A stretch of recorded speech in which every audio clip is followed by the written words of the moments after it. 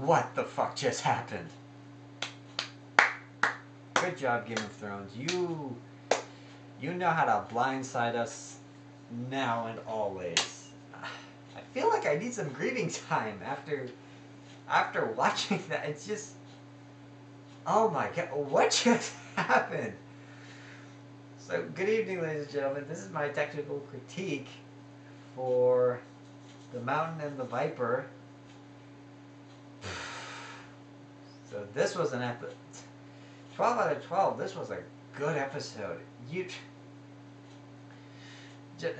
I know that this episode has been built up for the last 2 weeks that it's going to be the ending. Just everything that happens in this episode is going to be filler for the ending where we see the Mountain fight Martell of Dorne and just to see what the outcome is for poor Tyrion.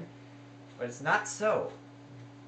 Up to the last 10 minutes, it is interesting. You are very, there is some fillery stuff, like for example, Jon Snow's plotline and Ramsay Snow's plotline with Theon Greyjoy. That I don't care about, so I think of it as filler. But the rest of it was so heavy with plot that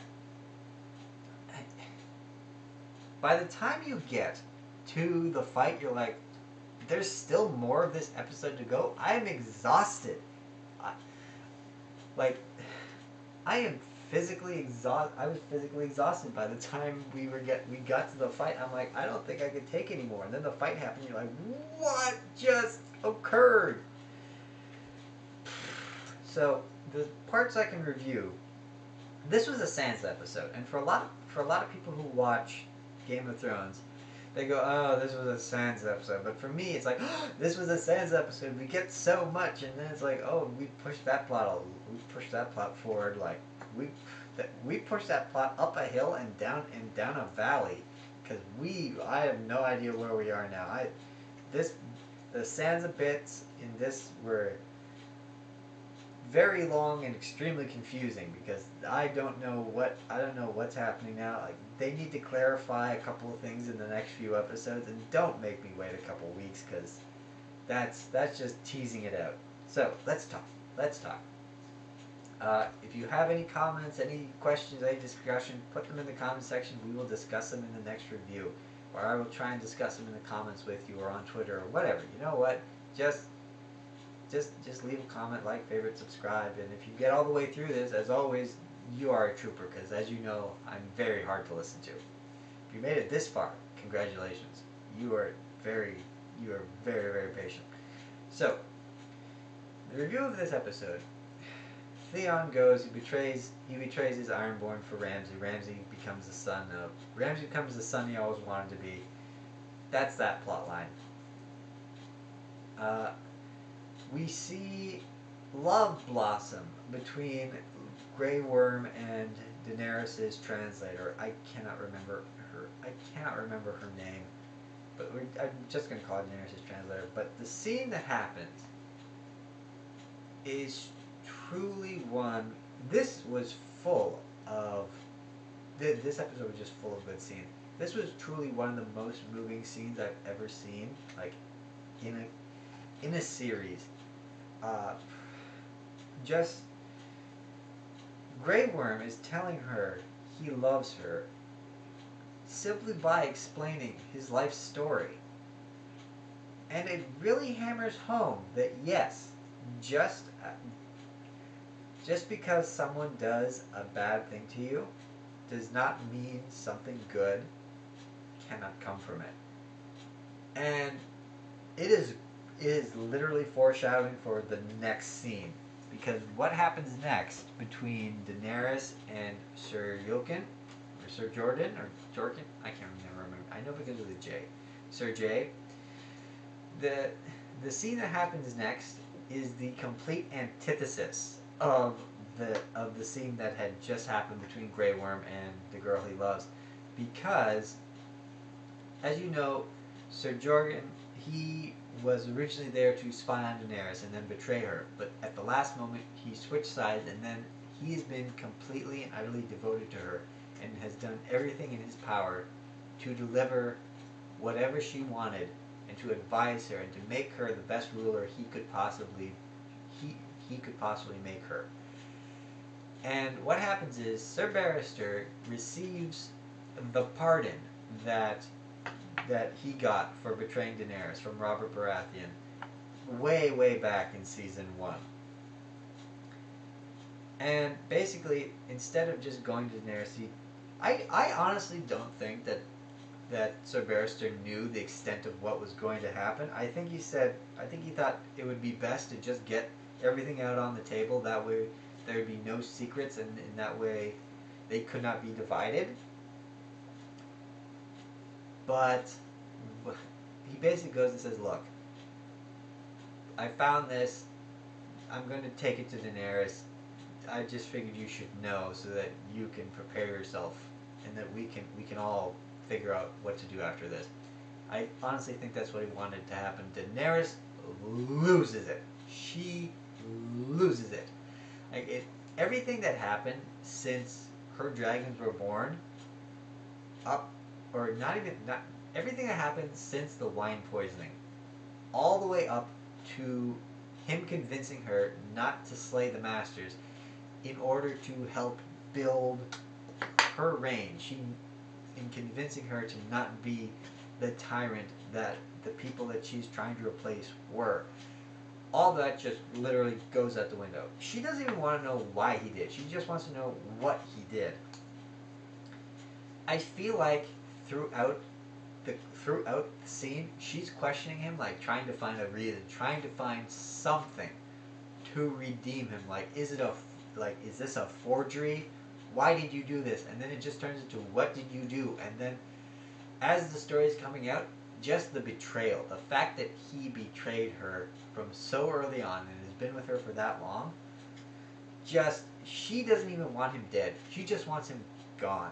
And really and truly, to kill him would have been probably the best outcome he could have possibly gotten, because he would be dead. If she had, and just hear me out on this. I know that this is going to be very derisive, but just hear me out on this. Think about it. If she had let him stay, the trust is broken. Like nothing he would ever be able to do after that.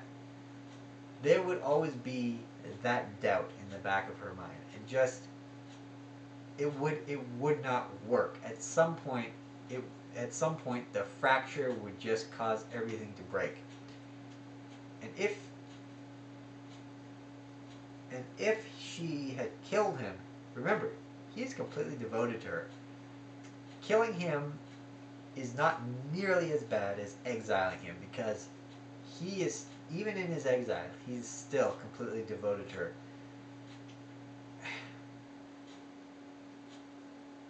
And just the idea that nothing you can do will ever fix the thing that you did,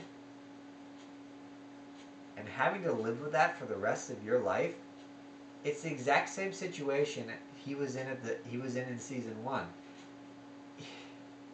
He is broken again.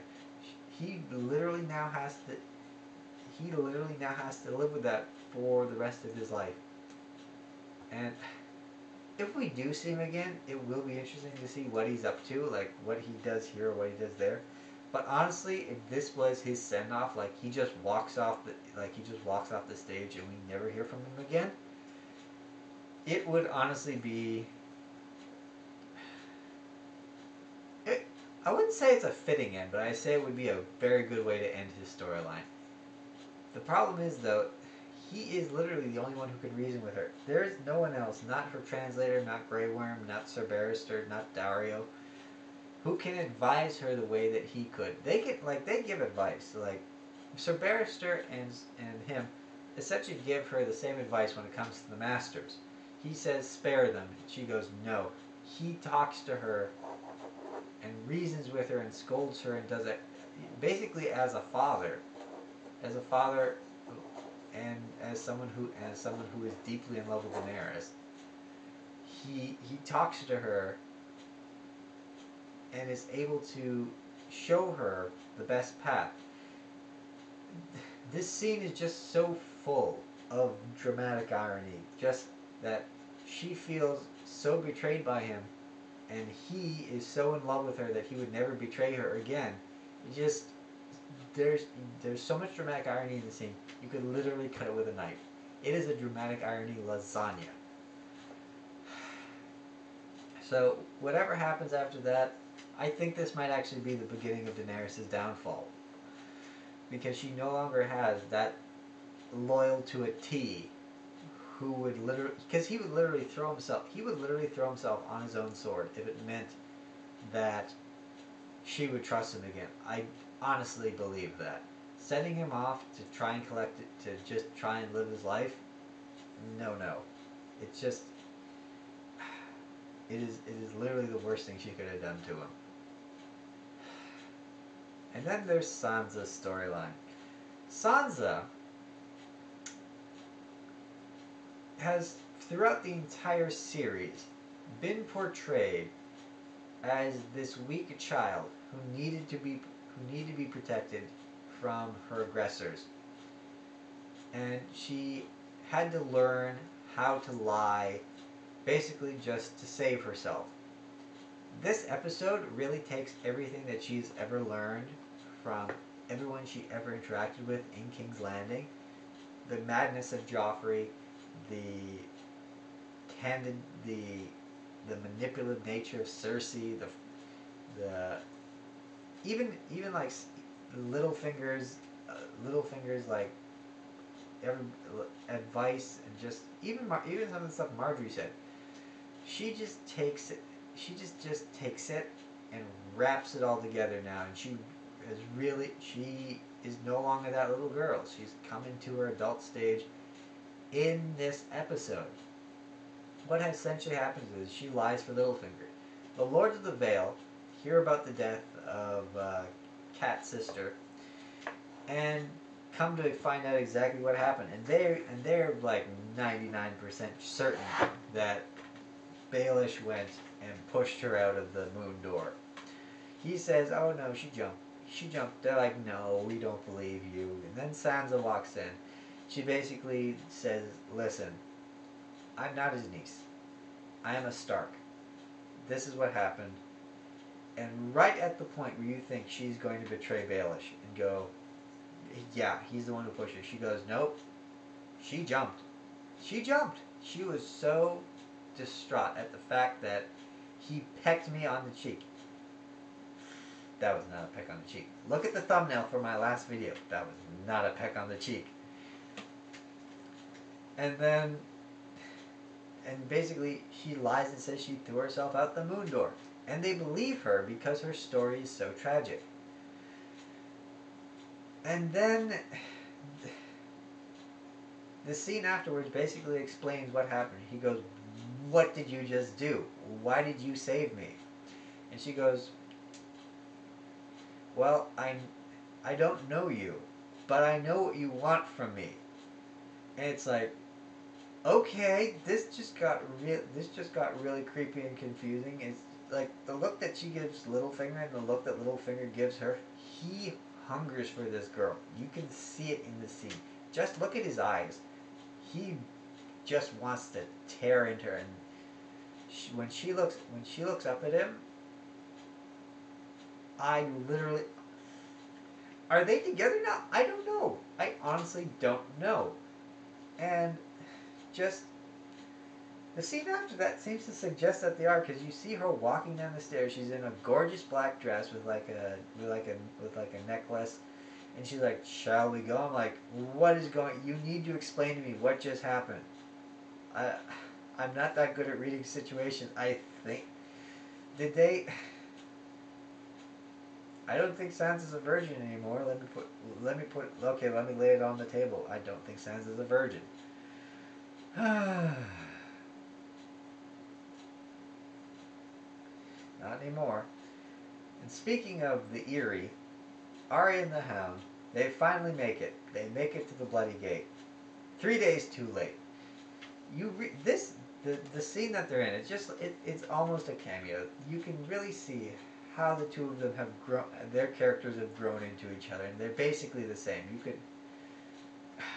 you could literally call them father and son. They they have become one with another, and they're just going through all the hardship they went through to get to the area, and then the guard goes, "I'm sorry, but she's dead. The Lady of the Vale is dead." Arya burst. The look on the Hound's face when Arya bursts out laughing is to die for. I completely understand. It is.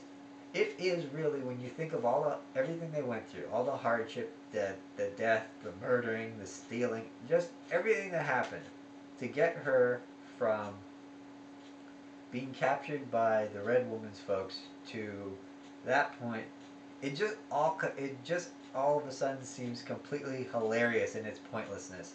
The idea that he would take her here and that he would get a ton of silver and that she would finally be free and reunited at least with some form of her family, just out the window, and she starts laughing. So, literally, Arya and Sansa are this close. Are we going to continue Are we going to continue the Hound and Arya's storyline? I don't know. I really do want the two of them to meet up. I think we need a Stark family reunion. I don't think it's going to happen, but I think we need it. We've been teased with it for so long, we need it to happen. Also, it would make it a whole lot easier when Brienne does make it to the Vale to find the two of them. And just, we need Arya there to keep Sansa honest. We truly do, because I think Sansa has finally fallen out of her honest phase. She needs Arya there to keep her in the straight and narrow.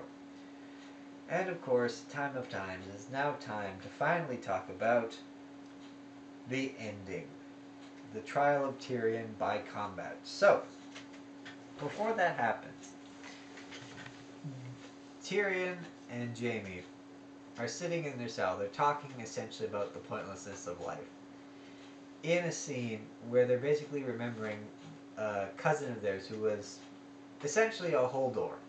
Except instead of him just saying Holdor, Holdor, he would take a rock and smash bugs. Just smash them for hours and hours and hours on end. And Tyrion is essentially expounding that he tried to find the point of what he was doing. His cousin knew what he was doing. He had a reason for doing what he was doing. There was a purpose there. He just didn't know what it was, and he kept trying to figure it out. And I think he's referring to himself. He's trying to, what is my purpose? Even if I get out of this trial by combat, if Martell wins and I am free, what then is my purpose? My sister still hates me. My father still wants me dead. And as you know from the previous few episodes, the Lannisters are broke, so he has little to no gold. And he did piss off the court by yelling at all of them, "I should have killed all of you." So even if he lives, where does this leave him? And by this point, you're like, oh my God, so much has happened. I can't eat anymore. There's no more to be had here. The trial starts. Martell is wielding a spear, and it's essentially the fight scene from The Princess Bride between Inigo Montoya and the Count.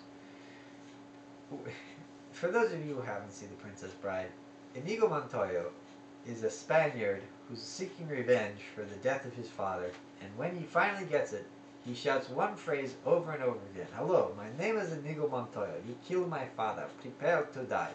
Which is essentially what Martell does. He says, "You raped my sister. You killed her children. Admit it. Admit it." And like, he literally is dancing around him, wielding this spear like a madman, battling the mountain. And for those of you who have never held a spear, it doesn't matter how well balanced it is. It is a long piece of wood with a sharp piece of metal at the end. You need to train for months in order to become bad at using a spear. Much less proficient, much less as good as this guy is. So he's clearly been training since forever. and like just watching him spin and like wield his spear around, I'm like, dude, how are you not tired after 2 minutes? That looks exhausting. But he fights the mountain. The mountain cuts his spear in half. He just grabs a new one. The mountain can't touch him. He's moving way too fast. So he battles him. He slowly cuts him down, and then he puts the mountain on his back, and then he goes stabs him. You think, oh my God, it's over. The mountain is dead. Tyrion is free.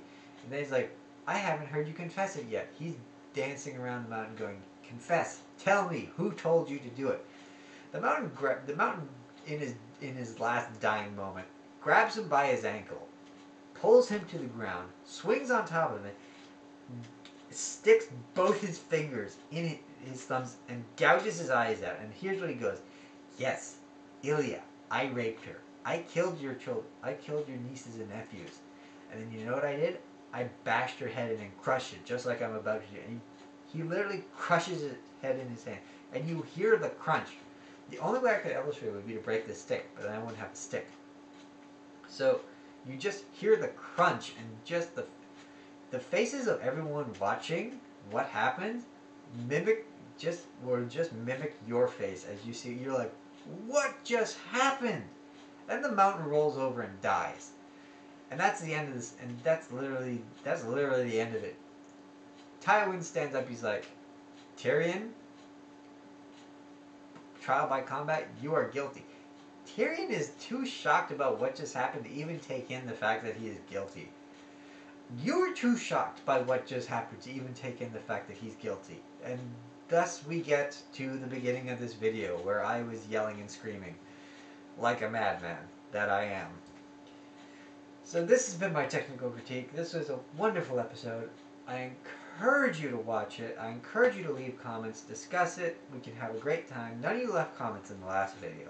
Despite the fact that apparently 185 of you watched it, or at least clicked on it, you could have at least given it a like. But if you made it to the end of this video, you're the best. As always, I know I'm not the easiest person to listen to, but I am thorough in what I do. I'm very thorough in my reviews. So, like, favorite, subscribe, do all that great stuff, and I will see you in the next one. Please watch this episode. We need to talk about this. Watch it. Let's talk about it. It's so good.